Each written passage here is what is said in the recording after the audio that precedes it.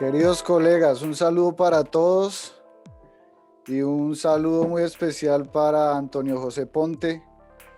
De verdad quiero agradecerte por darnos la oportunidad de entrevistarte y por tener la disponibilidad de escucharnos y de hacer este encuentro posible. Muchas gracias. Me gustaría empezar haciendo una presentación relativamente rápida de la obra de Antonio José Ponte. Esto yo sé que es un poco aburridor muchas veces cuando el presentador empieza a disparar una serie de libros y libros que posiblemente suenan en el vacío, pero me gustaría ubicar un poco en 2020 de dónde viene Antonio José Ponte y cuál ha sido su contribución, digamos, al campo de la literatura latinoamericana en general. Obviamente que presentar a Ponte sin riesgo de reducción es un poco difícil por el exceso de géneros literarios en los que ha intervenido. Antonio José Ponte es un autor muy prolífico en cuanto a ensayo, es un cuentista, ha producido novelas,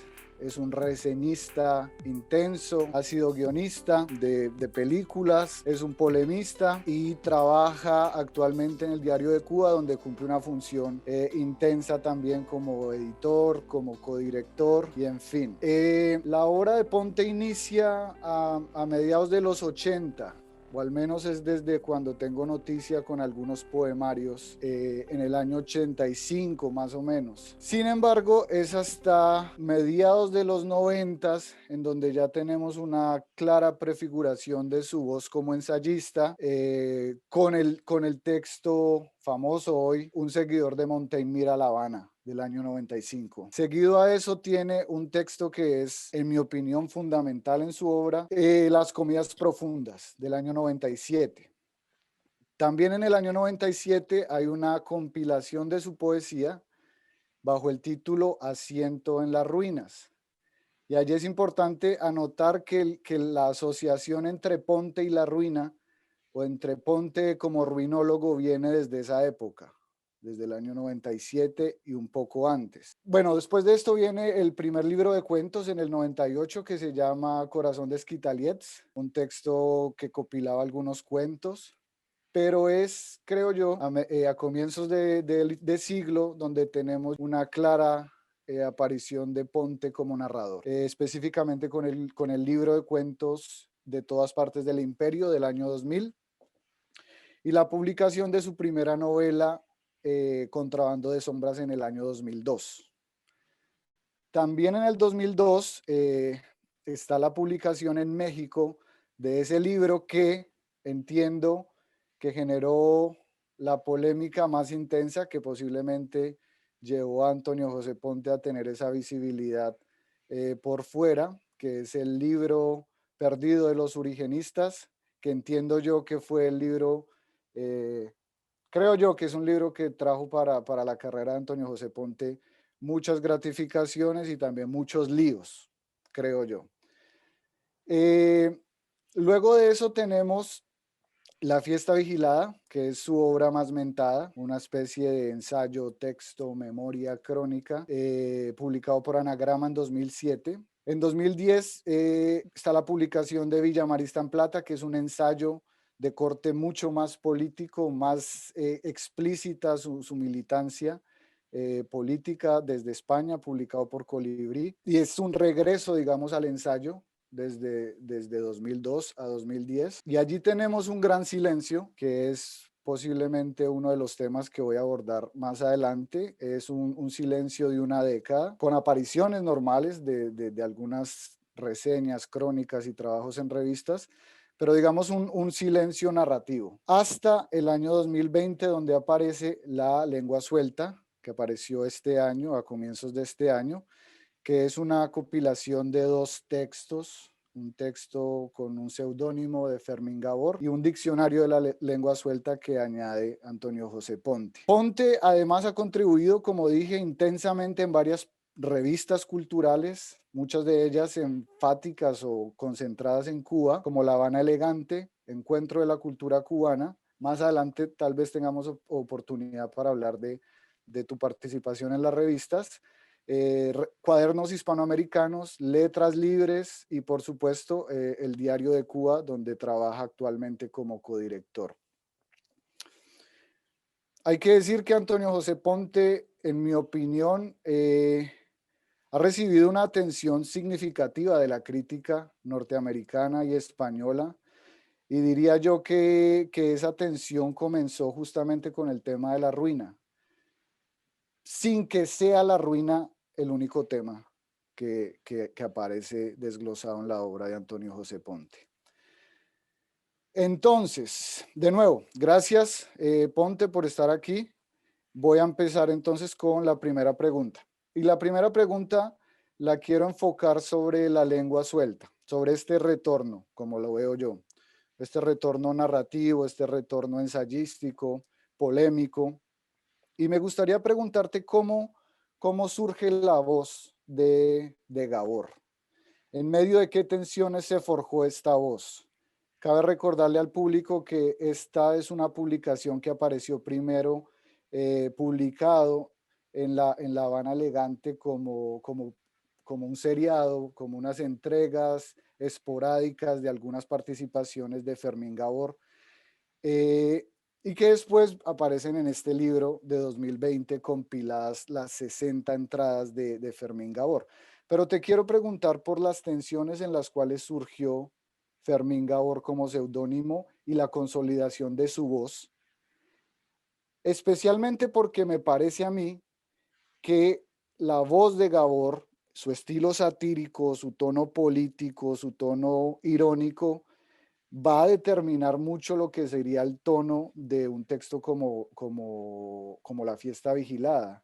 Y en ese sentido no me parece marginal Fermín Gabor, sino me parece de hecho muy integrado a lo que sería más adelante una estética pontiana, si queremos llegar a hablar en esos términos. Y entonces quisiera preguntarte por ese primer momento y por este momento del 2020 donde aparece el libro, y cómo fueron las dos recepciones de las crónicas a comienzos de siglo y del texto hoy, digamos, fijo. Hay dos recepciones de la misma lengua suelta. Esa sería mi primera pregunta.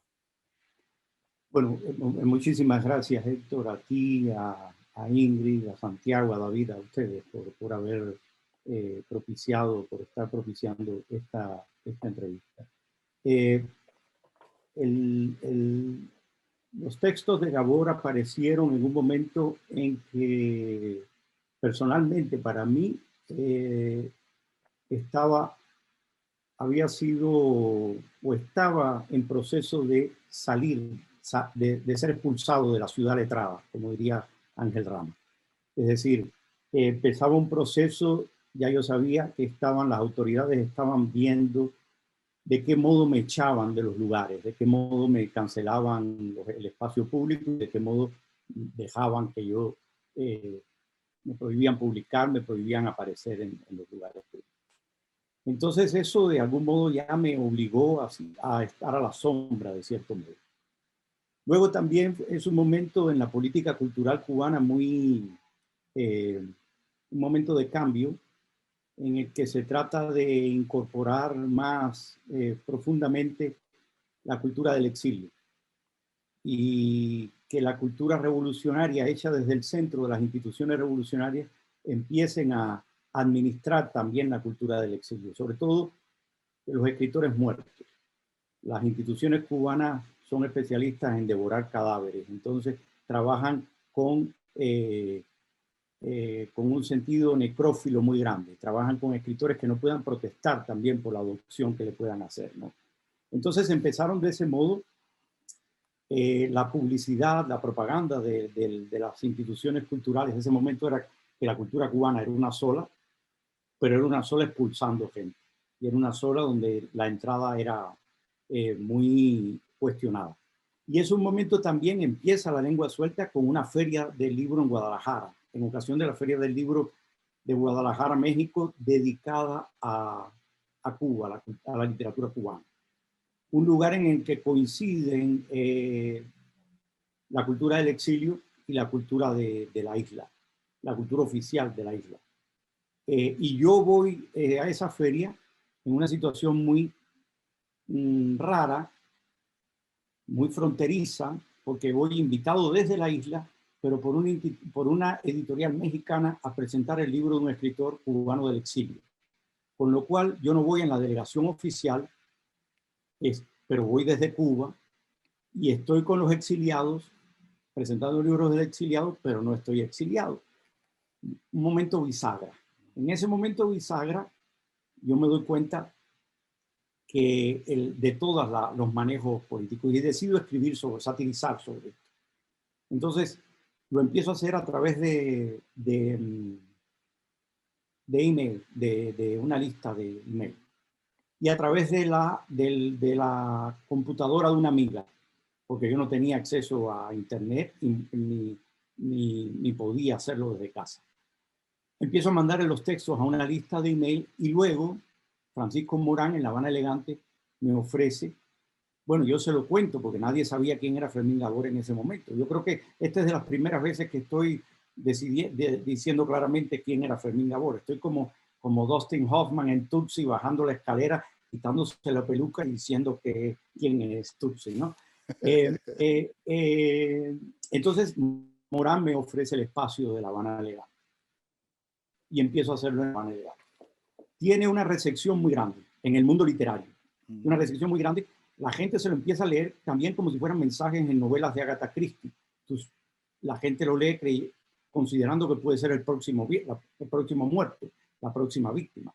Los escritores oficiales se lo pasan diciendo que ellos quizás pueden ser tratados en el próximo número de La Lengua Suelta, porque ya se ve que es una serie.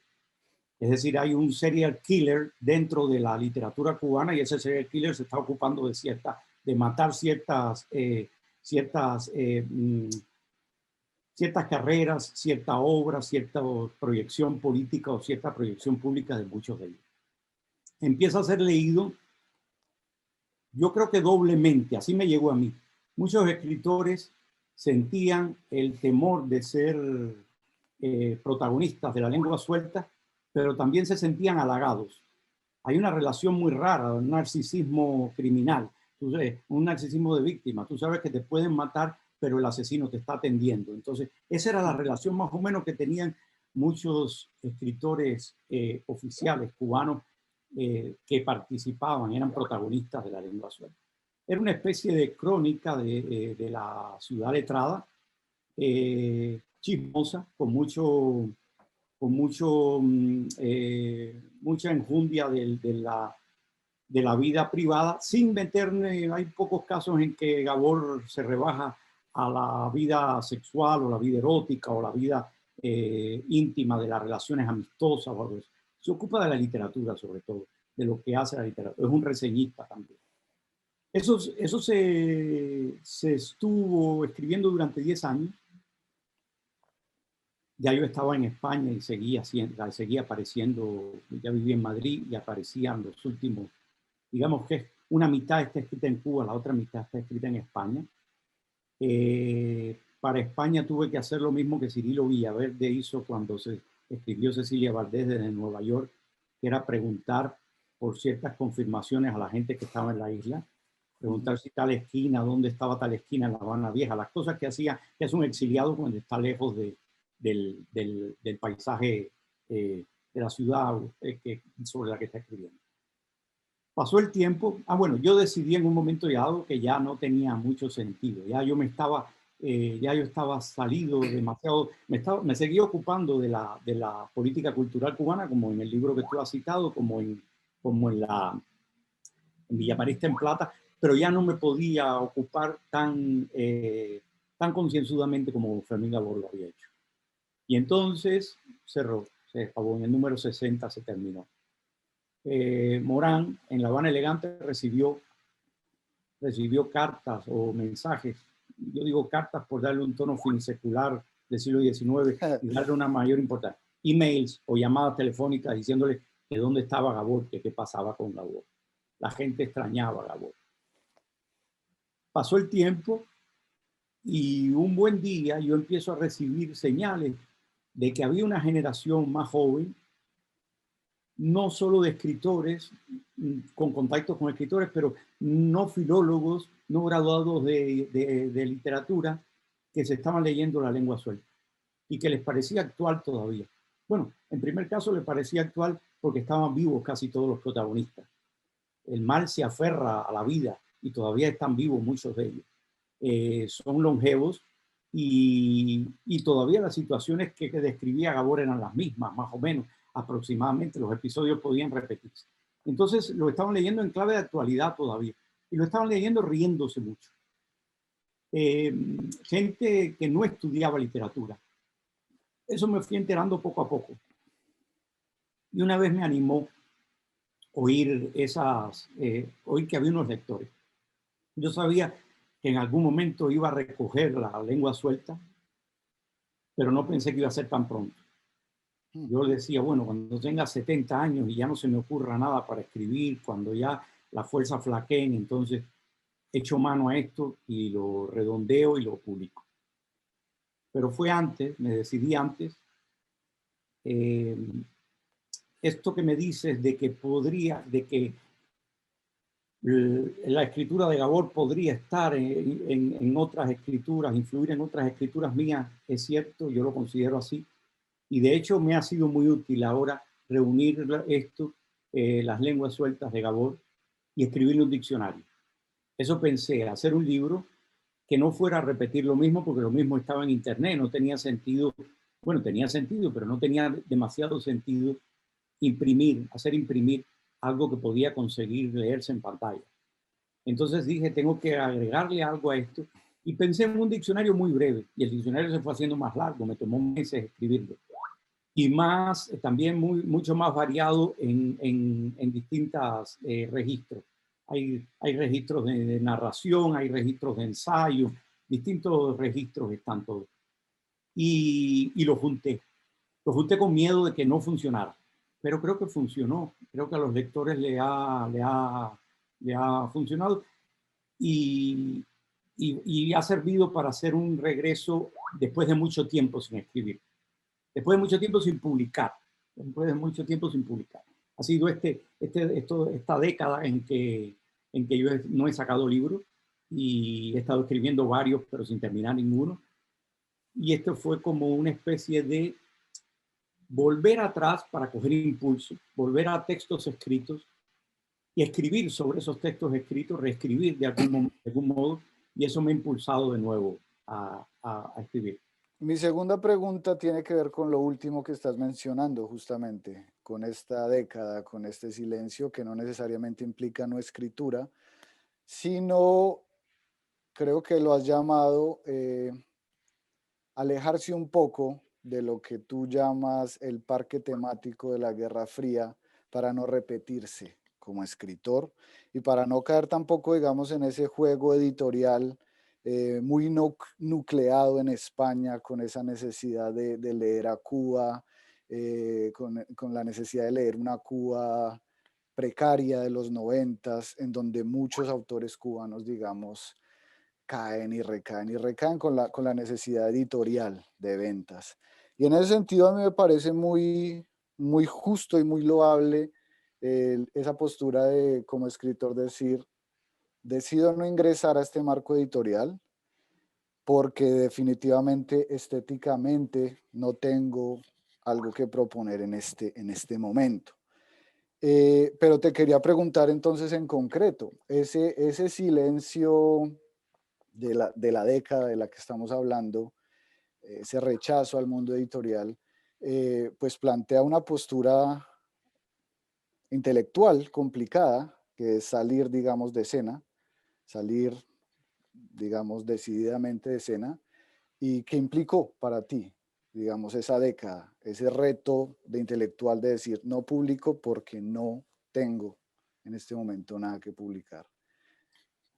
Fueron años no solo de de cierto rechazo al mercado del que tú hablas, sino también y sobre todo, aunque ese rechazo sí existió, existe todavía de algún modo, fueron años de ajuste tonal, por decirlo de un modo vocal, un modo de la voz.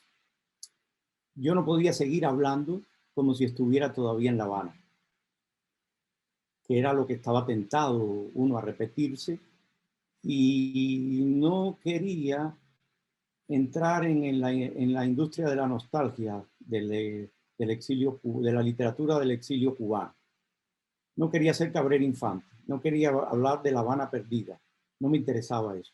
Yo escribí de La Habana perdida estando en La Habana, a mí me tocó ser Cabrera Infante dentro de Cabrera Infantizar dentro de La Habana, entonces ya no tenía sentido que yo siguiera extendiendo el tema de las ruinas, extendiendo el tema de La Habana arquitectónico, digo, y social desde aquí, desde Madrid. Entonces eso hizo que tuviera que repensarme desde dónde hablar. Existe una superstición que algunos escritores dispersan, que las instituciones cubanas fomentan, que es la leyenda del genius loci, del genio del lugar, que para tú ser escritor cubano lo mejor es estar dentro de Cuba. Y si te vas de Cuba pierdes capacidad.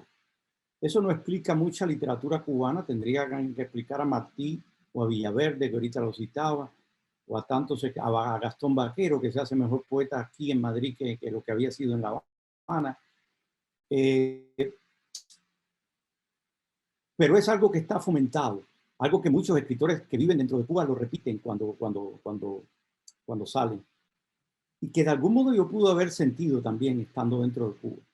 Entonces uno tiene que hacerse fuerte, encontrar otro modo de hablar, encontrar otro modo de escribir, encontrar desde otro lugar, desde donde decir, no repetirse y repensarse.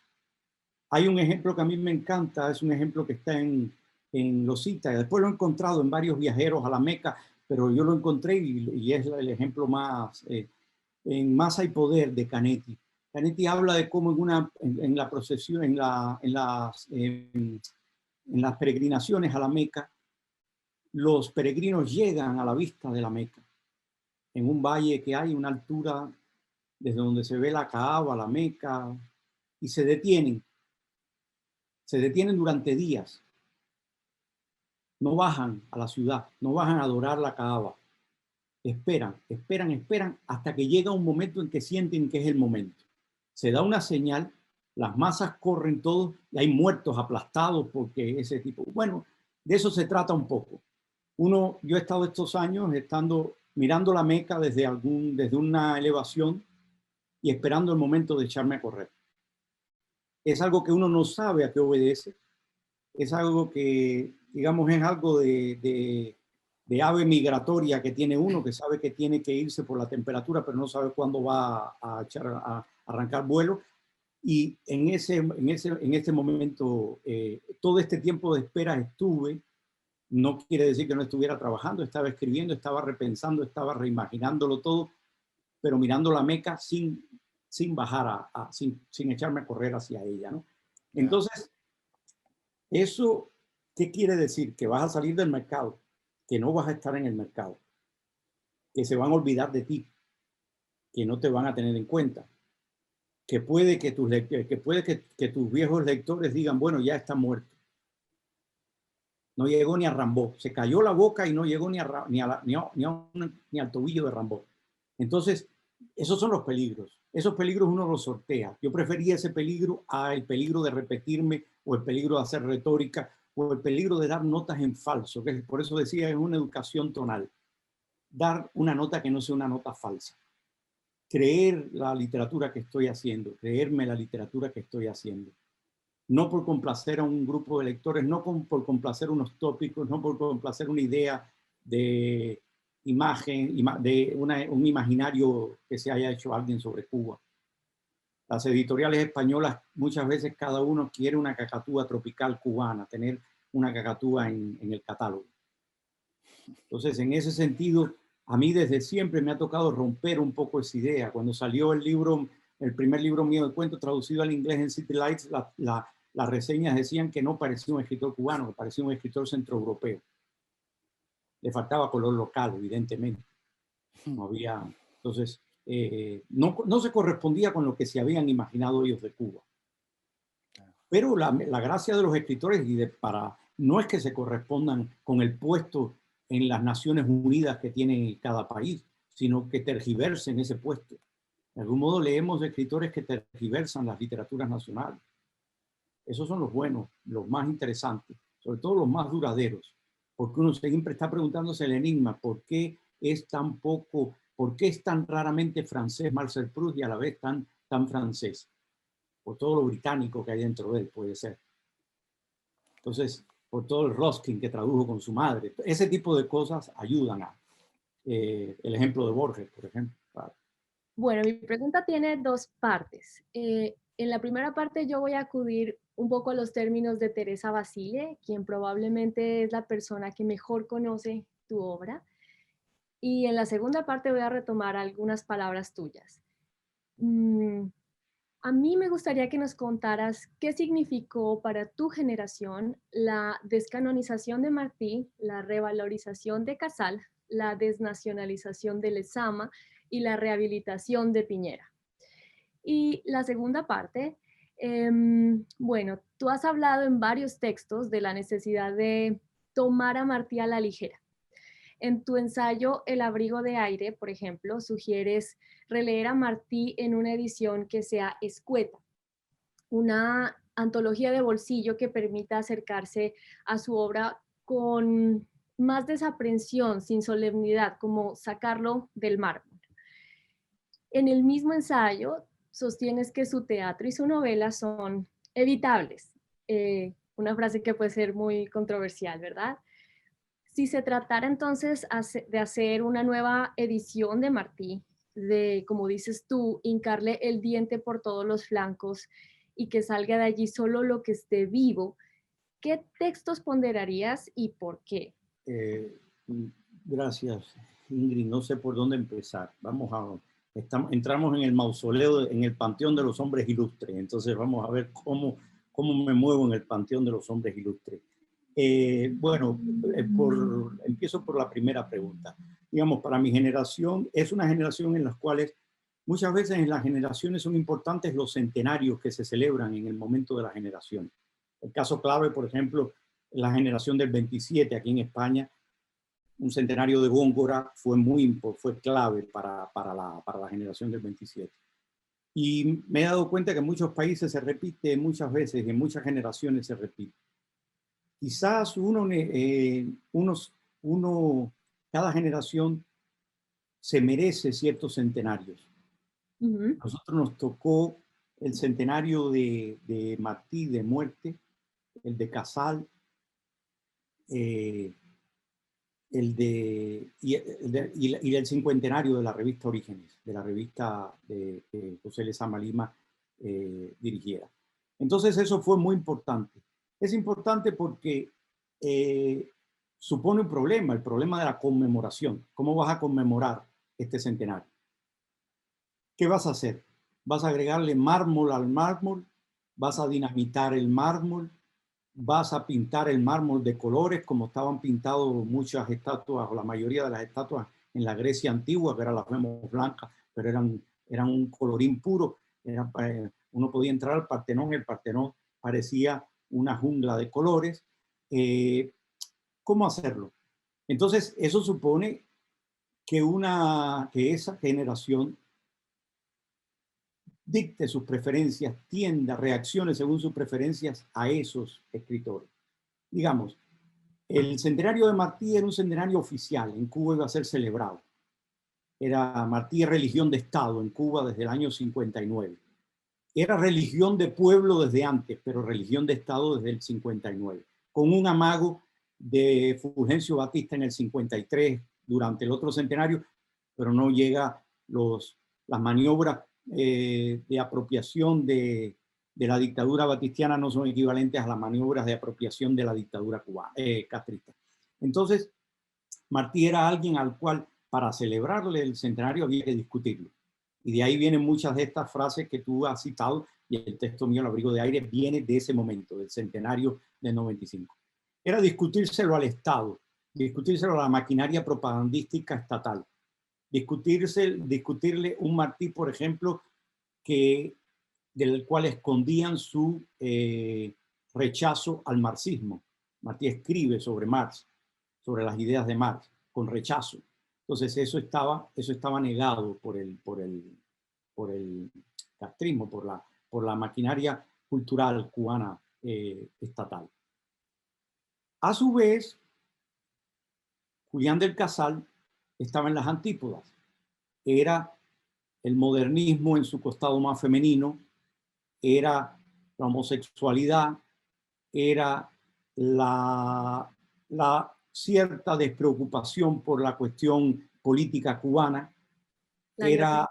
Consumo suntuario también. Perdón. Sí, lo francófilo. Él llegó, hay una broma de Casal que dice en el momento en que hay una pelea entre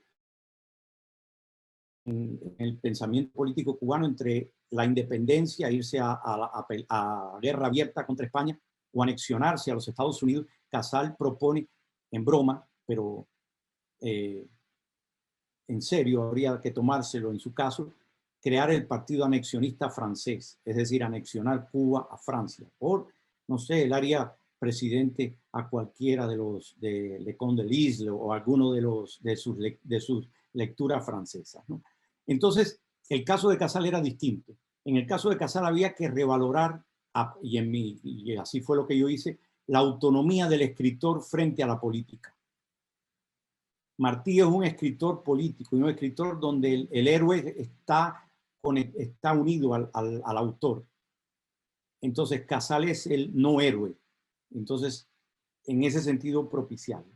En el caso de Lezama, yo tenía que defender, a mí me pareció que ya estaban empezando, la maquinaria estatal cubana empezaba a volcarse sobre Lezama del mismo modo que se había volcado sobre Martí, para tratar de hacerlo religión de Estado también, con el agravante de que esa misma maquinaria que lo estaba tratando de aprovechar era la que lo había censurado, lo había silenciado y lo había perseguido policialmente. Y el mismo caso para Virgilio Piñera. Aunque Virgilio Piñera es menos aprovechable, porque Virgilio Piñera tiene algo dinamitero, algo de ácrata, que no podría ser utilizado del mismo modo que Lezama. Lezama hay un lado humanista. Los dos tienen textos de simpatía revolucionarias inicial. Entonces esos textos fueron muy aprovechados por el aparato estatal cubano para convencer de este modo. Entonces, todos estos eventos que tocaron hicieron que revisáramos, que mi generación se dedicara a revisar a estos autores. En el caso de Casal fue más incluso, porque tuvimos que recoger dinero nosotros para poder ponerle una tarja a Casal, porque era el momento de la economía cubana más oscuro de la economía cubana, y el Estado no tenía dinero, o decían no tener dinero para Casal, para el centenario de Casal. Entonces, Francisco Morán fue uno de los propiciadores de eso. Del mismo modo, cuando llegó un centenario de Cirilo Villaverde, el autor de Cecilia Valdés, también Enrique del Risco era historiador era el historiador en ese momento del cementerio, y me pidió que hiciéramos algo porque estaba la tumba sin ninguna marca ni nada. Y tuvimos que también volcarnos sobre eso. Así que de algún modo el trabajo de conmemoración es un trabajo luctuoso también, es un trabajo de cómo amortajar momias. Es entre mármol y momia, se mueve entre la marmolización y la momificación de los autores, ¿no? En el caso de Martí, yo no me atrevería a sugerir una antología, yo soy incapaz de hacer una antología, porque tendría que leerme todo Martí. De hecho, yo no me he leído todo Martí, no sé si hay pocos cubanos que se lo habrán leído del todo, es muy extenso lo que escribió mucho, escribió para alimentarse, muchas cosas, hizo mucho periodismo, hizo muchas crónicas. Entonces, hay textos que a mí que me parecen ineludibles, que yo pondría en una antología, no sé, escenas norteamericanas, por ejemplo, sus crónicas sobre los Estados Unidos, que son algunos de sus poemas, algunos de sus cartas. A mí las cartas de Martí me repugnan un poco porque él era muy llorón. y estaba muy convencido de sí mismo, aunque decía que no. Hay un juego falso en él de sacrificar la persona, pero de incidir. También el epistolario del 19 tenía que tener muchos tonos personales rapsódicos. Entonces hay mucha rapsodia, mucho tono rapsódico en Martí. Son cartas que algunas son muy conmovedoras, pero otras están escritas sobre coturno. Parece un teatro demasiado previsible para mí. Incluiría esas cosas, la novela y el teatro, por supuesto, los dejaría fuera, me parecen infames, pero tiene grandes páginas. Y páginas a las cuales yo he vuelto después de mucho tiempo, siempre en ediciones, como he dicho, en ediciones que no sean las ediciones de la religión de Estado cubana, porque todas las ediciones de la religión de Estado martiana, cubana, terminan relacionando los textos con la revolución y con Fidel Castro. Terminan haciendo el trabajo el trabajo mortuorio de poner la tumba de Fidel Castro lo más cerca posible de la tumba de Martí, como ha ocurrido, para crear un nexo entre ambos. Entonces, los libros publicados en Cuba tienden a ser siempre de Martí un revolucionario, un predecesor de Fidel Castro, un predecesor de la revolución de 1959, una falsificación histórica. Entonces, evito esos textos. Evito también el tono nacionalista de los textos. Y entonces he encontrado 2 o 3 ediciones de antologías de Martí hechas por antologadores no cubanos, con lo cual no hay el peligro de que el nacionalismo impere ni la revolución cubana, y esas son las que leo. En esas lo leo, lo he vuelto a leer, y confieso que ha llegado un momento en que no entiendo lo que dice muchas veces. Y para mí eso es un grado maravilloso en la relectura, porque tú llegas a un punto en que lo que tú confías, que tú entendías, que ya sabías, te lo vuelves a leer y tú no acabas de entender lo que ahora te parece que estás entrando en una fase superior de la lectura, que es no entender lo que ya entendías y que sabes que eso se va a resolver en otra lectura más, en otra relectura. O sea que tengo a Martí pendiente. Martí siempre está pendiente, aunque uno lo tome a la ligera, aunque viva fuera de él. Ahora bien, no es Esquilo, no es Shakespeare, no es Dante, no es ni siquiera T.S. Eliot, no es Wallace Stevens, aquí tengo los libros, no son ellos, no es Joyce, no es Borges, y a veces pienso que no es Lezama, pero eso no lo puedo aseverar, lo dejo así, pero no me atrevo a entrar en esta última aseveración, no me atrevería a entrar. Toda la disquisición que tú haces sobre la ruina te ha llevado a pensar algo más allá de La Habana. Por ejemplo, un evento como el de Detroit, en donde en la antípoda contraria del socialismo tienes una comunidad en etapa postindustrial que lleva a la ruina de una ciudad por completa dentro del modelo capitalista. Tus reflexiones son sobre la ruina habanera, sobre la idea de mantener un estado de guerra simbólico que permita mantener a Cuba dentro de un escenario global de conflicto superado ya en los 90, pero mantenerla como una noción de ciudad arruinada. Y en ese sentido yo me estaba preguntando, bueno, pero posiblemente la reflexión sobre La Habana tiene que deslindar hacia otro tipo de ruinas, y estoy pensando en el caso de Detroit. Yo sé que tú estuviste un tiempo en Iowa, medianamente conoces la zona del Midwest, y creo que puedes estar familiarizado con la idea de cómo la infraestructura de carros es desmontada y se quiebra una ciudad por completa y se hace ruina. ¿Cómo lo ves tú, ese fenómeno en un modelo económico contrario? Visité Detroit, cuando estuve por allá. No podía perderme esa ruina. Bueno, de algún modo, el tema de las ruinas tiene que ver también con estos 10 años de silencio. De hecho, me di cuenta en un momento dado que seguía comprando todos los libros sobre ruinas que se venían publicando. Es un tema que en los últimos años ha tenido mucho peso, sobre todo a partir de 2 o 3 exposiciones en Inglaterra. y yo compraba todos estos libros, pero no los leía. Los tenía ahí guardados para un momento en que volviera a las ruinas. Era como para el momento en que era como hacer el equipaje para cuando volviera a La Habana, para si un día vuelvo a La Habana tener esos libros preparados para leer. Ahora me doy cuenta que no, que ya puedo volver a leerlos, que vuelvo a interesarme el tema y que el tema me interesa más allá del costado político, me interesa por el costado, digamos, por la cuestión metafísica de las ruinas, por decirlo de algún modo. Como lo ve Simmel o como lo ve María Zambrano, que son autores que yo citaba hablando de las ruinas habaneras. Es un modo en el cual no se habla de una circunstancia, no hay una circunstancia política, es si acaso el paso de la historia, pero que se abre a unas preguntas y a unas perspectivas que tienen que ver, digamos, con las ruinas antiguas, con Roma, que están en el soneto de Quevedo, buscas a Roma, Roma, oh peregrino, y a Roma, en Roma misma no la haya, y que me hará volver a la ruina. Yo no sé todavía cómo voy a volver, no sé cómo, no sé desde qué perspectiva voy a volver.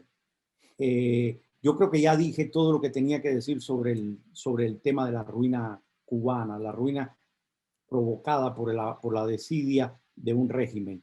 Eso ya está para mí cerrado de algún modo. Podría agregar algo, pero serían notas a lo ya dicho. Me aburriría tener que revisitarlo de ese modo. Yo voy a tirar unas facilitas. Nada.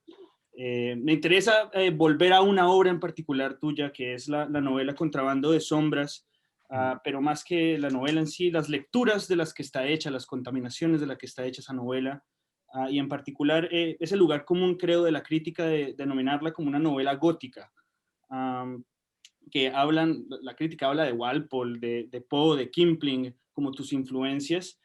Y mi pregunta sencilla es si hay en efecto un intento de dialogar con una tradición de la novela gótica, una tradición gótica en general, y si sí, ¿con cuál? Porque cuando la leí, la estaba leyendo, pensaba menos en El Castillo de Otranto, que, por ejemplo, en un escritor español cubano que como Hernández Catá, que en sus textos como El Ángel de Sodoma o En los Muertos o En Zona de Sombras, describen estos lugares liminales, ruinosos, de leprosos, de criminales, ¿no? Que habitan clínicas, que habitan sanatorios, callejones. Pensaba mucho más en eso. Ahora que estabas hablando, pensaba tanto en tu novela como este gótico de los resquebrajos institucionales, de las cárceles. Ahorita me causó curiosidad porque hablaste del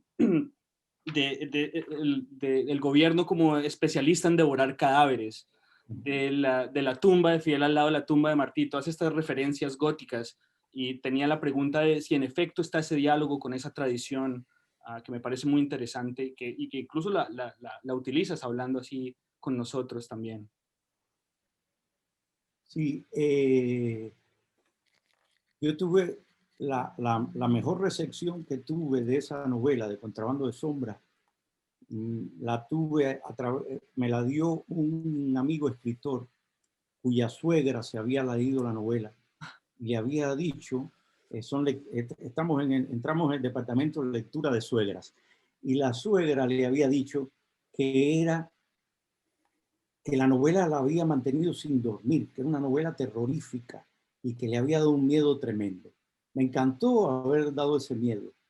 Es una novela en la cual, claro, la relación entre muerte y vida remite casi siempre a lo gótico, lleva a la literatura, a toda la necromancia, la necrofilia, es una novela que sale de la lectura es decir, el origen literario, podría decirse, está en una nota a pie de página de un libro de Fernando Ortiz, de la historia cubana de una pelea contra los demonios, donde habla del el único auto de fe que se hace en La Habana.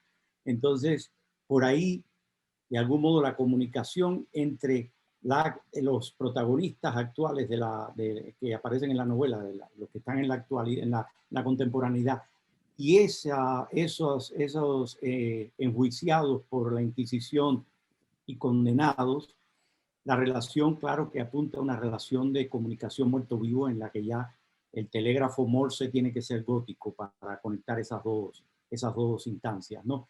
Entonces sí, el gótico está. Yo soy un lector, bueno, fui un lector de literatura gótica. Ya no me podría volver a leer El Castillo de Otranto, no me podría volver a leer ninguna de las grandes novelas de lo gótico, ¿no?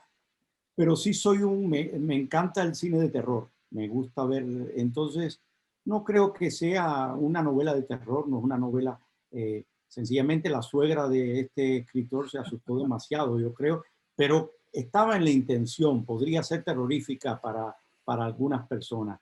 Y de algún modo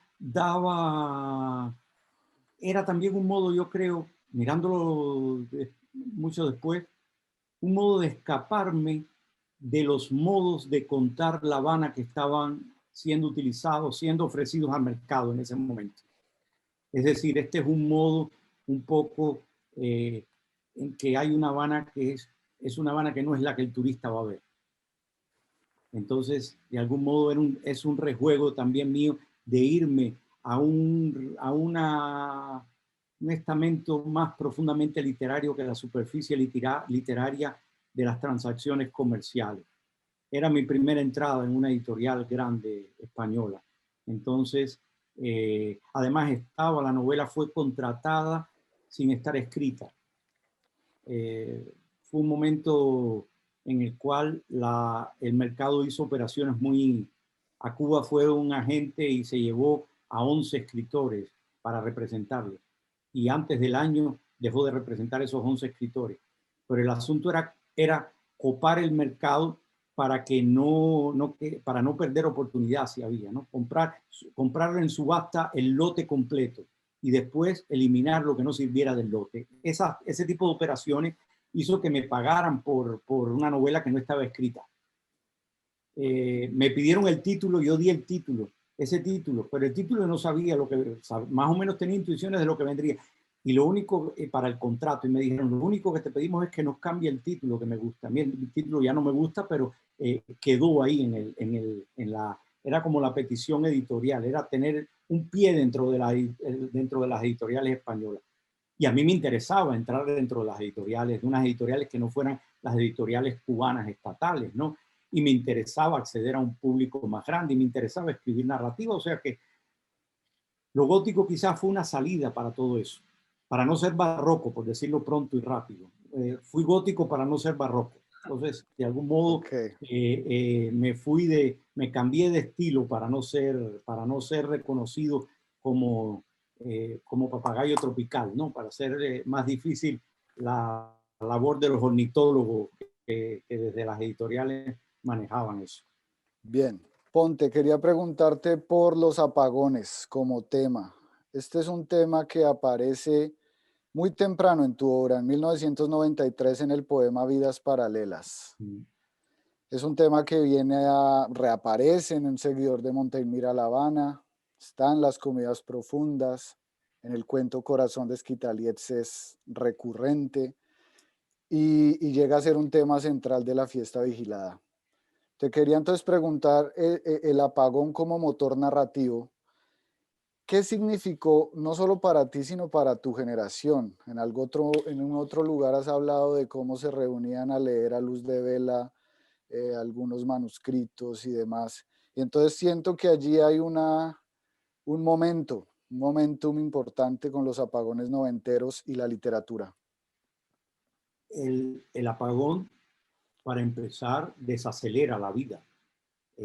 Cancela muchas posibilidades de la vida contemporánea y desacelera lo que queda, es decir,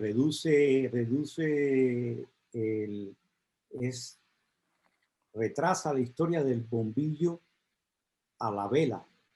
Entonces, en ese sentido, de algún modo te mete en la noche de los tiempos. Cuando tú estás en un apagón, estás en la noche de los tiempos. Te devuelve a la caverna de algún modo. De pronto la casa se convierte no en la casa que uno enciende una luz en el techo, sino se convierte en el halo de luz que da una vela. Empieza a ser tenebrista la cosa. Caravaggio entra Caravaggio a pintar la vida.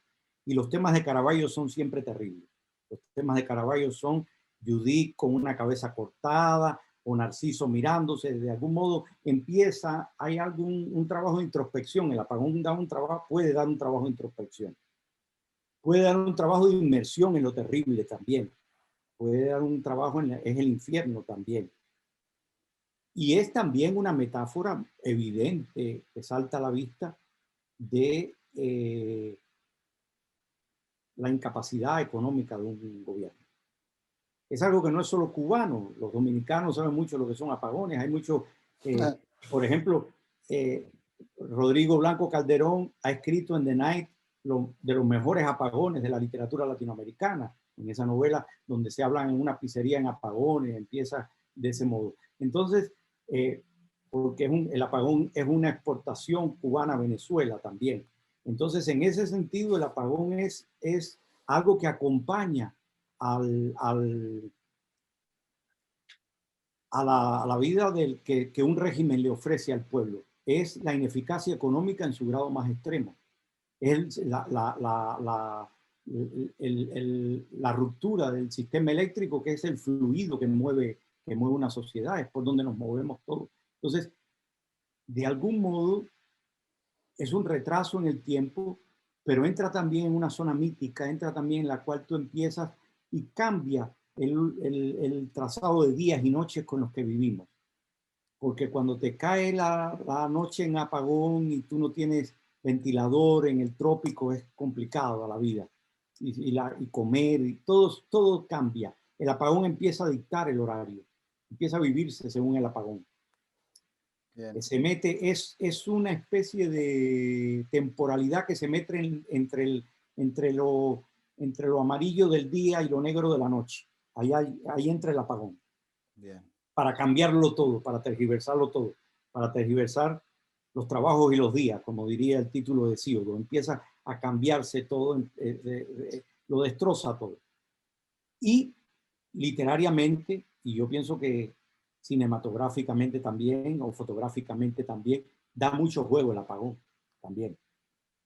Por eso yo ahorita hablaba de Caravaggio. Da juego porque da un tenebrismo, que ese tenebrismo permite dar una textura de la realidad, una textura de la psicología de los personajes, una textura de un ambiente que no lo da la noche a secas, sino el apagón dentro de la noche. Es una noche doble, una noche al cuadrado, una raíz cuadrada de la noche, una especie de segunda potencia de la noche. Es algo muy, muy interesante. Ya. Viéndolo desde fuera del apagón. Estoy diciendo interesante, pero hay gente que lo está sufriendo en Cuba en este momento, ¿no? O en Venezuela o en otros sitios, ¿no? Mucho gusto, la verdad, una muy grata sorpresa leer algo de tu producción, porque te confieso que soy un neófito en lo que escribiste, y lo que hasta ahora leí, pues estoy gratamente sorprendido, especialmente porque encontré una pregunta para hacerte y que tal vez la puedes responder de manera... desde un lugar tal vez que muy pocos lo podrían responder. Se trata del tema de la noción del escritor comprometido. Esa noción que tal vez tiene cuño cubano, tiene cuño de revolución, tiene también un paso en la década del 70 bastante importante, no solo en este continente, sino en Europa también, pero que a partir de la década del 90 evidentemente ha transmutado, se ha transpuesto, se ha transformado evidentemente. No obstante, en mi opinión sigue existiendo, y desde ese lugar a mí me gustaría preguntar, ¿cómo entiendes tú ese vínculo hoy entre la escritura intelectual y la militancia, ¿no? Y junto a eso, digamos, me pongo, digamos, en representante de los nuevos lectores que accedieron a tu obra recientemente, y te pregunto qué enunciatario, qué recepción esperas con respecto a eso. El compromiso actualmente me parece muy difícil de sostener con alguna legitimidad, si el proyecto sobre el que se compromete es muy grande. digamos, yo entiendo la renuncia del intelectual a no creer en la utopía, en lo utópico, y la necesidad del intelectual de la utopía. Es una necesidad que yo no comparto. Yo estoy escarmentado de eso. No creo que lo pueda compartir nadie que haya sufrido ya no la represión o la censura, ni siquiera la vida cotidiana dentro de dentro de un régimen utópico, entre comillas. El caso de Cuba es un caso digamos, es de las últimas extensiones de ese tema que ocupa todo el siglo XX, que empieza a fines del XIX, digamos, que está muy relacionado con el intelectual público, con el caso Dreyfus, con Jack Cruz de Emile Zola, y que es indiscernible, es indistinguible, uno no lo puede muchas veces dividir. En el siglo XX está el caso de la Unión Soviética, está el caso de la República Española, está el caso... Cada uno de estos casos son reiteraciones. El último de los grandes casos yo creo que fue el de Cuba.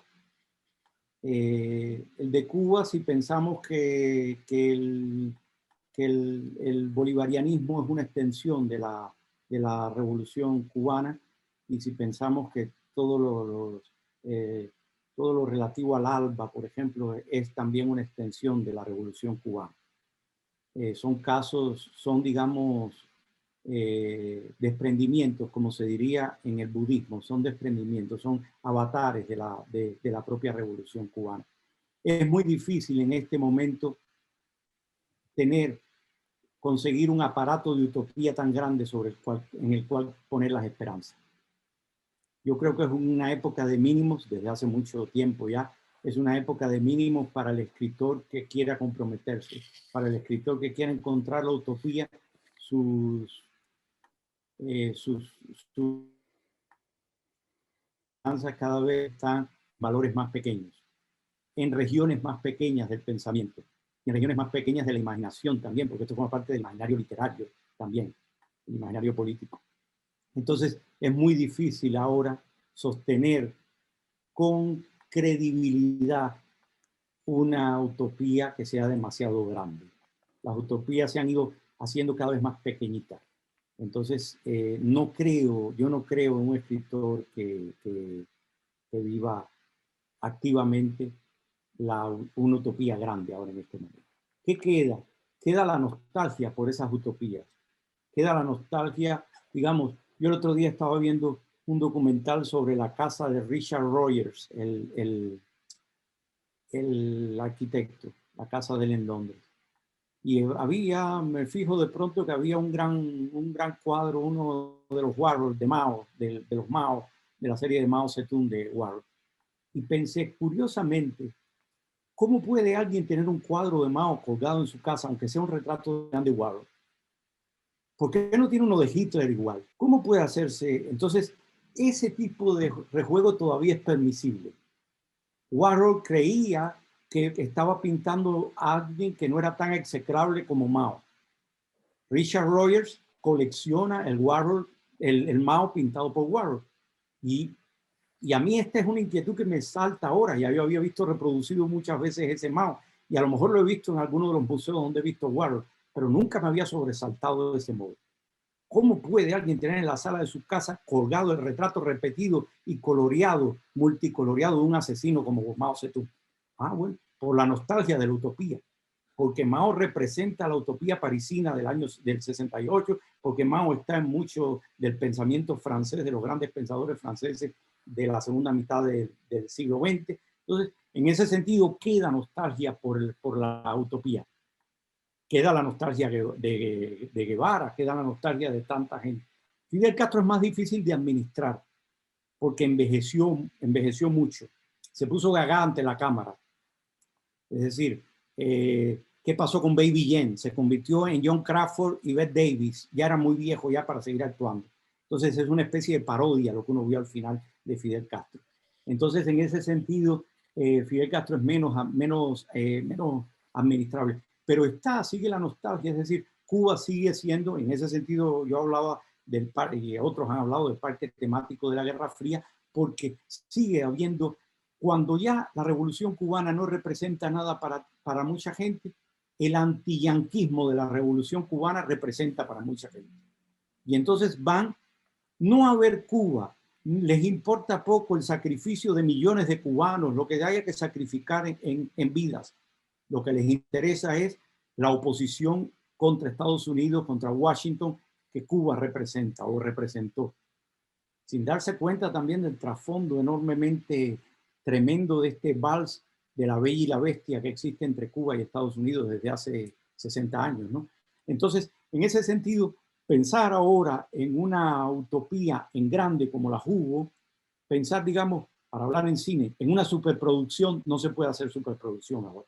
El que quiera hacer una película utópica tiene que hacer película íntima de cuadro cerrado con casi unos pocos ambientes. Esos pocos ambientes permiten todavía la utopía.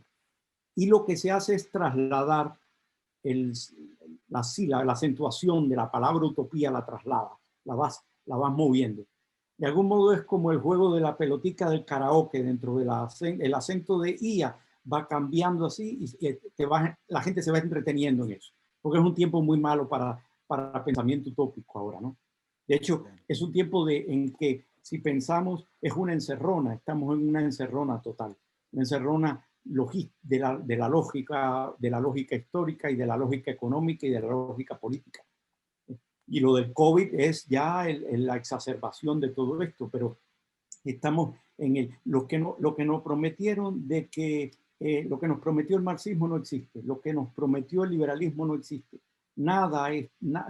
Ninguna promesa de desarrollo histórico ha sido tan claro como los teóricos creían. Y hemos vuelto entonces a un momento de azar, de entender el azar, el entender la casualidad.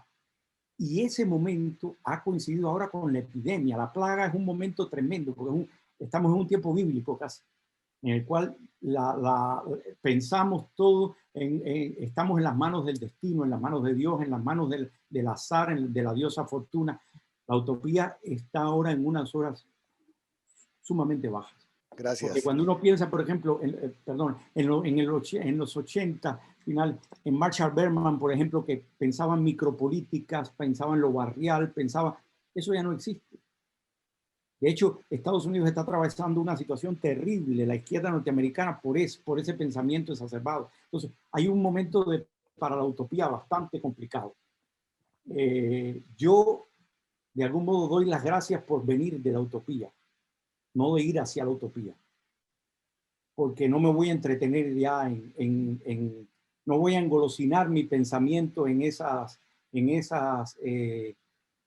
ilusiones, ¿no? Tengo ilusiones perdidas en ese sentido. Bien, gracias, Ponte. Quiero entonces ahora preguntar sobre Villa Marista en Plata, lo que representó la publicación de Villa Marista en Plata, en donde me parecía a mí que tenías un cierto optimismo frente al desempeño de los blogueros y frente al desempeño que iba a empezar a jugar la tecnología, YouTube, Twitter, los más media en general. Creo que eras optimista en ese momento. Creo que ese optimismo posiblemente se mantiene o ha declinado un poco, pero quiero conectar esta pregunta con una pregunta que nos hizo hoy alguien por el correo a propósito del rol de las revistas. Entonces, ¿cómo para la cultura cubana del exilio la revista, por ejemplo, Encuentro de la Cultura Cubana fue determinante? Al caer ese proyecto, han aparecido otras, ha aparecido Hipermedia, ha aparecido Rialta, está el mismo Diario de Cuba donde trabajas. Entonces quiero redondear la pregunta sobre eso, sobre en qué podríamos hoy, y tal vez está conectada con la pregunta anterior, ¿en dónde podríamos hoy poner una especie de proyecto letrado o proyecto intelectual y medios de comunicación masivos? ¿Cómo ves tú el desempeño de Diario de Cuba ahí? ¿Podríamos decir que Diario de Cuba está tratando de suplir la falta de encuentro de la cultura cubana es imposible suplementar eso. ¿Cómo ves? Revistas, Villamarista en Plata, etcétera. Bueno, Villamarista en Plata es quizás mi libro más optimista. A pesar de lo terrible que trate, ¿no? Pero es el libro donde yo tengo, al final tengo una nota de optimismo que tú has notado y de la cual yo tendría que matizar ahora mucho, es decir, no tengo ese mismo grado de optimismo. Sin embargo, algo que yo decía ahí, que era el centro del libro, que era la facilidad de testimoniar que daban los nuevos medios, es decir, los teléfonos celulares, los teléfonos móviles, la capacidad de fotografiar la represión, la capacidad de hacer imágenes, ha sido decisiva. Es decir, hay instituciones internacionales que han condenado el carácter represivo del régimen cubano gracias a el aporte de documentación gráfica conseguida por ciudadanos comunes. Entonces, de algún modo, la Revolución Cubana se ha especializado en esconder la represión, esconder de lo gráfico. Conoce muy bien lo gráfico, ha sido una revolución muy gráfica. Entonces ha escondido lo represivo, y lo represivo ha aflorado gracias a la capacidad de los teléfonos, de la flash memory, de internet, de la circulación de información, de la circulación de...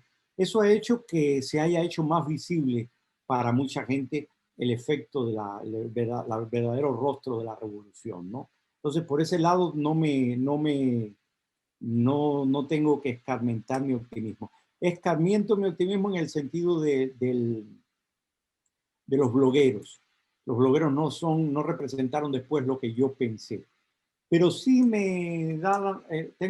conservo el optimismo de que hay mucha relación entre los artistas jóvenes y los activistas políticos jóvenes o no jóvenes. Es decir, antes había una separación que estaba muy fomentada por el Estado cubano de que el artista cubano no se relacionara con la oposición política, con la disidencia. Ahora eso ya está acabando. Se ve por todos los proyectos de arte independiente que ocurren en La Habana y los que han salido al exilio también. En ese sentido son importantes todas estas publicaciones que tú decías. El Rialta, Hipermedia, El Estornudo, Otro Lunes, son sitios que y Diario de Cuba en menor sentido, porque Diario de Cuba tiene una sección literaria, pero no está dedicada del todo al arte. Está dedicado, es un diario de noticias, actualidad política, actualidad económica, actualidad social, de derechos humanos, con una sección de eso. Entonces, Diario en ese sentido no puede suplir Encuentro de la Cultura Cubana. Y yo creo que ninguno de estos proyectos supliría Encuentro de la Cultura Cubana, porque Encuentro de la Cultura Cubana viene de otro tipo de proyección, viene de una idea de Jesús Díaz, es una idea que se arrastra de otro tipo de publicaciones que ya se habían dado dentro de Cuba, y idea de representatividad nacional. Estas publicaciones de las que hemos dicho no tienen esa pretensión de representar todo el país, sino de representar ciertas zonas del país. Es decir, antologan más que compilan. Y Encuentro compilaba. No quiere decir que no antologara, pero tendía a la compilación, tendía a hacer el polo contrario al Ministerio de Cultura de Cuba. Entonces, estas nuevas publicaciones llevan la crítica de las instituciones cubanas hasta no quererse oponer a esas instituciones en forma de institución antagónica. No quieren discutir de tú a tú con el Ministerio de Cultura, porque no les da respeto el Ministerio de Cultura ni siquiera como enemigo, ni como antagonista. Entonces, en ese sentido, es una demolición más interesante, me parece, porque es una demolición en la cual no se quiere fundar un nuevo Ministerio de Cultura. Ni un Ministerio de Cultura del exilio, ni un Ministerio de Cultura reformado. Se quiere hacer otra cosa. es también la vendetta, la venganza por toda la prohibición de publicaciones de grupos que ha habido dentro de Cuba. Es decir, el Estado cubano, el aparato cultural cubano ha prohibido que la gente, que los grupos se ha interesado por las generaciones, no por los grupos. La literatura cubana tiene una obsesión por lo generacional, porque no ha podido tener una obsesión por los grupos, por ciertas poéticas. La gente no se ha reunido por ciertas poéticas a hacer sus revistas, sino que han tenido que entrar en forma generacional, como ascendiendo escalones dentro de un escalafón, dentro de las revistas estatales, de las publicaciones estatales, que intentan cobijar a todo el panorama literario, desde los que tienen un pie en la tumba hasta los que están saliendo del colegio. Entonces, en ese sentido, este tipo de publicación es mucho más distinta, mucho más variada. Tengo que también decir, yo no soy tan optimista sobre eso, porque creo que también el panorama cultural cubano está es muy bajo el estado actual del panorama cultural cubano. Gracias, Ponte, por tu tiempo, y a todos los que siguen ahí conectados en las distintas horas de los distintos lados. Me intriga mucho el proceso de escritura. Quiero como indagar allí por el proceso creativo, porque en esta conversación, pero también en la lectura de tu obra, nota uno o se pierde pronto como una pasión por las ideas que a mí me resulta fascinante, pero lo que me resulta todavía más fascinante es que esa pasión por las ideas está todo el tiempo, no sé si en tensión o balanceada o conversando o en diálogo con una cierta pulsión por los relatos que proliferan y se multiplican con frecuencia, o como por el cuidado de la fábula que está también allí presente. Y a mí esos dos polos de esa ecuación me resultan fascinantes, me atraen mucho. Entonces quiero preguntar por ese proceso de escritura en relación con esas dos cosas. Noto, por ejemplo, para tratar de poner un ejemplo concretico, de hacer todavía más concreta la inquietud, que en el prólogo por ejemplo, el cuento de todas partes del imperio, se menciona la figura de Sherezada y se invita al lector a que le corte la cabeza si uno se aburre y suelta, cierra el libro con tranquilidad. O sea, hay todo un trabajo también desde esa tradición de la fábula y del contar cuentos. Pero en ese mismo libro, entonces, encuentra uno que hay un montón de historias que proliferan todo el tiempo y siguen siendo cuentos. O sea, la propuesta es hacer cuentos, que es una forma súper exigente, que se supone que tiene que ser súper delimitada y súper como calculado cada movimiento allí en términos de escritura. Entonces vuelvo a notar también ahí, en este caso concreto, en el trabajo con el cuento, ese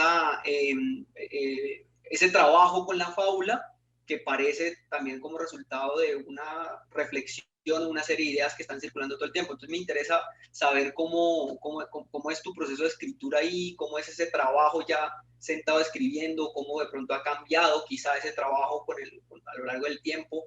Y nada, bueno, arranco por ahí. Yo lamento no poder acceder a un nivel de abstracción que me gustaría a veces conseguir cuando escribo. Entonces, hay una frase de Pessoa que me encanta, que dice: voy a decirlo con la cobardía del ejemplo. Él está argumentando y habla de que tiene que rebajarse a citar un ejemplo, y que ese ejemplo, ejemplificar, es acobardarse, cosa que a veces he pensado. Es decir, debería uno ser más abstracto, menos reducible a ejemplos, a menos Conde Lucanor. Uno debería ser menos Sherezada, menos Conde Lucanor, y en algunos momentos no rebajarse al ejemplo. Así que eso puede venir de una debilidad pensamental, una debilidad escrituraria mía, que en muchos casos tengo que buscar un ejemplo para hacerme claro, para comunicarme con el lector. Y los ejemplos son narrativas siempre. El ejemplo es un caso. El ejemplo es la casuística, es entrar en la casuística. Es decir, yo quisiera ser un teólogo más alto, yo quisiera ser un teólogo sin querer ser filósofo, no me interesa ser filósofo, pero quisiera ser un escritor que fuera un poco, que aspirara a una teología que no se tuviera que rebajar a la casuística. Y yo tengo que siempre que ver, bueno, esta alma de qué tipo es y empezar a pesar almas. Es un poco como un trabajo de juzgado, un trabajo de revisión de causas. Entonces, en ese sentido, creo que lo que tú dices puede ser poderoso y puedes mantener una comunicación poderosa con el lector. A eso aspiro también, ya que no puedo mantenerla de un modo abstracto. Entonces, es, digamos, mi escalera de incendio cuando no puedo filosofar con altanería, ¿no? Entonces, ahí me reduzco un poco y consigo el ejemplo. ¿Qué pasa? Que también rebajarse al ejemplo, acobardarse, como decía Pessoa, puede abrir perspectivas o puede abrir matices que el pensamiento más abstracto no llegaría nunca, o te demorarías más llegando por el pensamiento abstracto a eso. Escenificando el pensamiento abstracto, consigues encontrar ideas que de algún modo, o matices de un que de algún modo te demorarías más en llegar a él, o que nunca recibirías. Así que esto lo digo con una de cal y otra de arena. De algún modo también la cobardía del ejemplo de la que hablaba Pessoa tiene también sus triunfos, tiene también sus virtudes, ¿no? Y tiene la virtud, la que tú apuntas, de lo narrativo, de que de algún modo somos los niños que nos están contando siempre cosas antes de dormir. De algún modo siempre somos los escuchantes de Sherezada, de algún modo somos los bisnietos, tataranietos de Sherezada, todo. Un día pensando en Sherezada, en el legado de Sherezada en el siglo XX, y ahora entro en territorio colombiano. Para mí, digamos, los dos nietos de Sherezada en el 20 son en la primera mitad del 20 Isaac Dinesen y en la segunda mitad Gabriel García Márquez. La pasión que pueden despertar cada uno. Tengo que decir también que para mí de un modo muy distinto, yo favorezco más a la baronesa Blixen, a Isaac Dinesen que a García Márquez, pero de algún modo los mejores momentos de García Márquez para mí y los muchos mejores momentos que tiene Isaac Dinesen nos están dando, de nuevo, son personificaciones de Sherezada. Sherezada vuelve a ser nuestra nodriza o vuelve a ser nuestra madre o nuestra abuela o nuestro padre que nos lee cuentos antes de dormir. Entonces, en ese sentido, la narrativa para mí es poderosa. Es poderosa en ese sentido y es cobarde en el sentido que apunta Pessoa, que es dar un ejemplo, es a veces perder el vuelo de altura que tiene el pensamiento más abstracto, ¿no? Entonces, no sé si cabría simplemente con el riesgo de simplificar, pero no sé si cabría entonces la idea de que el cuento es como la cobardía mayor en ese orden de ideas, ¿no? Claro, el cuento es el ejemplo. Un ejemplo, tú nunca puedes decir un ejemplo, es decir, yo he explicado ahora dos ejemplos, a Dinesen y a García Márquez como ejemplo, y he tenido que ponerme a explicarlos a los dos de algún modo. Por poco que todos sabemos quién es Dinesen y quién es García Márquez, pero así todo he tenido que ponerme a explicarlo. Cuando entramos en el ejemplo, entramos en la explicación. Cuando entramos en la explicación, ya estamos en la narrativa. Estamos en la coartada. Me gusta también verlo de un modo judicial el asunto. Un ejemplo es una coartada siempre. Tenemos un pensamiento, un argumento y vamos a buscar una coartada para pensar por qué hay un crimen en otro lado. Mientras se cometió ese crimen, yo estaba pensando y esta es mi coartada. Entonces, en ese sentido, el ejemplo es siempre una argumentación desarrollada, una narración. No puedes hacerlo sin narración. Es muy difícil hacerlo de un modo poemático, pero si fuera de un modo poemático, es de un modo narrativo, también lo tienes que hacer. Sería poesía narrativa. Es decir, podría contar algo, pero tendría que ser una poesía narrativa también. No pueden ser sonidos. Los ejemplos no son sonidos, más que música, ¿no? Entonces, es una mezcla en los buenos momentos, pienso en el poder de la narrativa. En los malos momentos, cuando no sale, pienso en la bajeza de estar dando narrativa cuando debería estar dando pensamiento. Así que, y como la escritura, que es lo que te interesa, el proceso de escritura, es una montaña rusa de días buenos y días malos, de valles y de picos, pues uno va de uno al otro así como valorándolo todo. Y después le pasa esa tarea al lector, que es quien se tiene que ocupar de eso. Ya uno deja de pensarlo, uno ya está en otro mundo y entonces se lo deja al lector, y el lector es quien tiene que lidiar con eso, ¿no? Y tiene que sacar de los ejemplos conclusiones, o sea que vuelve, es la traducción entonces de nuevo del ejemplo a lo abstracto.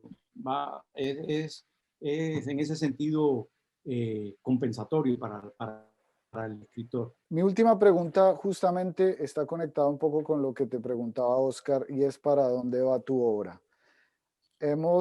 Has hablado del proyecto de Nitzia Villapol como una novela próxima, creo, ya muy, muy próxima, pero también has prometido en varios lugares el texto sobre la tempestad y la lectura latinoamericanista de Calibán, de Shakespeare, en fin. Entonces quería preguntarte, ¿cómo están esos dos proyectos? ¿Cuándo más o menos estarían listos? Y con esto concluimos. Bien. El libro de Nixa, la novela de Nixa, que se va a llamar Nixa Retrato Malo, está en manos del editor ya. Todavía no está aceptado, pero espero que lo acepte. Y si no, buscaré otro editor. Haré el camino que hizo Juana la Loca con el cadáver de Felipe el Hermoso por todas las carreteras de España. Iré buscando de editor en editor hasta encontrar uno. Está terminado ya. Es una novela breve. No es una biografía de Nixa Villapol, es una novela, de ahí el título Retrato Malo, pero tiene la base en Nixa Villapol, la cocinera cubana que cocinó en televisión durante más de 40 años en el capitalismo y luego en el socialismo. Eso ya está entregado. La Tempestad es un proyecto que va a tomar mucho tiempo, porque es un proyecto muy ambicioso. Yo publiqué el primer capítulo y es un primer capítulo vertiginoso. Es un poco como es un capítulo operático también, en el sentido de que se presenta todo lo que se va a desarrollar en el libro, se presenta de un modo como si estuvieran volando, como si el ciclón nos mantuviera volando. Entran fragmentos, así una retahíla de fragmentos, pero es un libro del cual yo tengo escritos algunos capítulos, pero tengo que investigar mucho, porque es una historia de la idea de la revolución, una historia de la idea de la utopía, una historia del intelectual también, y una historia de los imperios en el Caribe y en América Latina, considerando el castrismo como un imperio y la presencia soviética en Cuba como el imperialismo soviético en América Latina. Y las operaciones de Fernández Retamar sobre el texto de Shakespeare y toda la lectura anterior, la de Rodó y las otras lecturas, la que hace Retamar como apoyando al imperialismo soviético. Entonces, todo esto de estreno de La Tempestad, de The Tempest, en la corte de londinense, en la corte de St. James. Entonces, pasa por Praga, pasa por muchos sitios. Lleva mucha investigación, lleva muchas lecturas.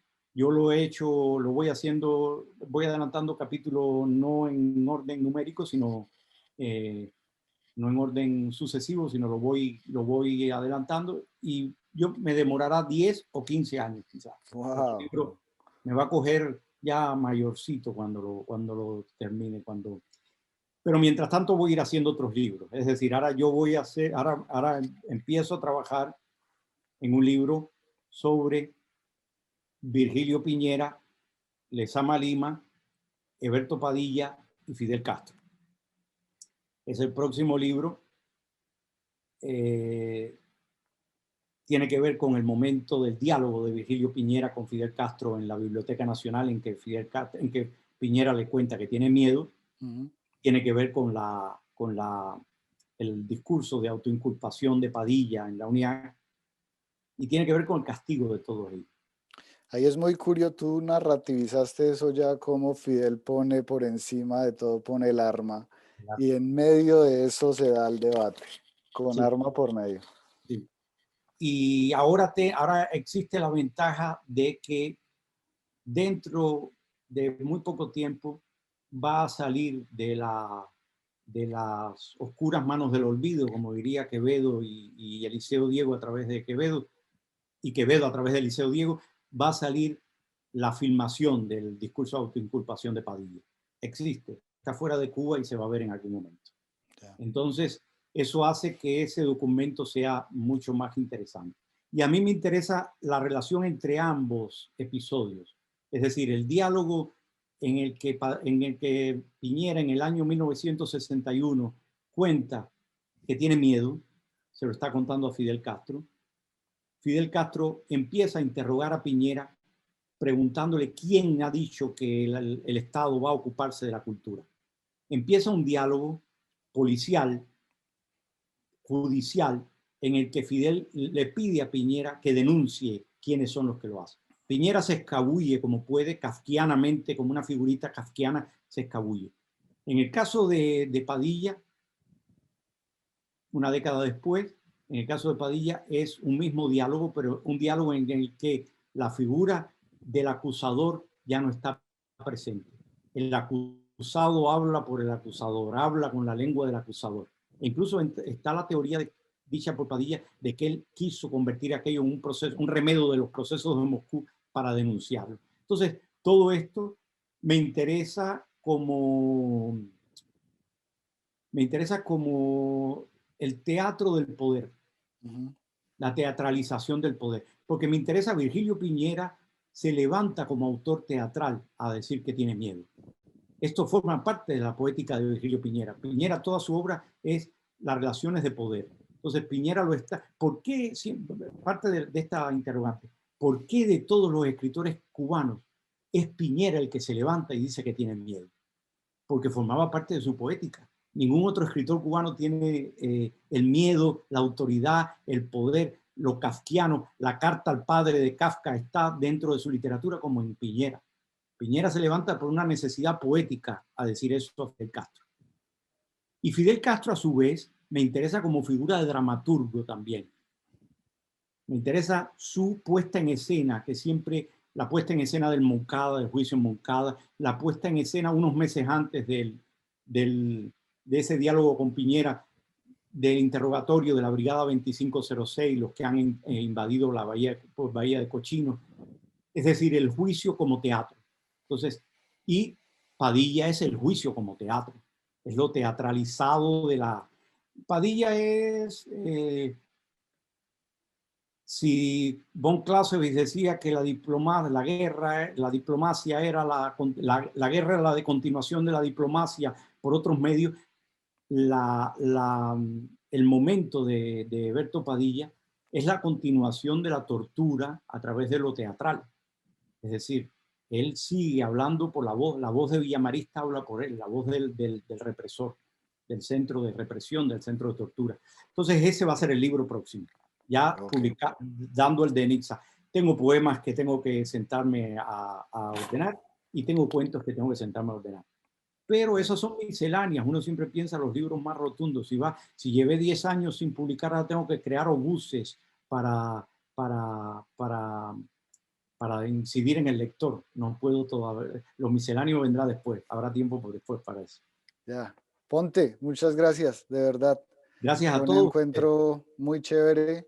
Gracias a mis colegas por ayudarnos acá en esta entrevista. Y ojalá podamos tener este encuentro en algún día todos con algunas copas de por medio en otro lugar y en otro momento histórico. Exactamente. Como dirían los ancianos, Dios te oiga. Okay. Gracias a todos. Un abrazo muy grande a todos. Gracias.